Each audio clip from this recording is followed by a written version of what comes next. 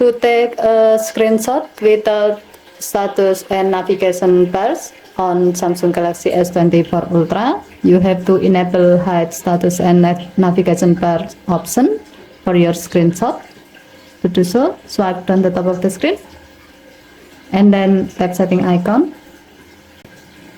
Scroll down the screen to find advanced features. Tap advanced features.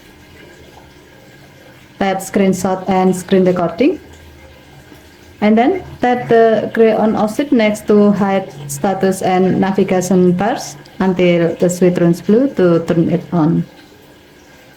To see how this feature works, take a screenshot and then open the screenshot. You can see that there's no status and navigation bar in the screenshot. Okay, thank you for watching. Please help to like and subscribe. Have a nice day.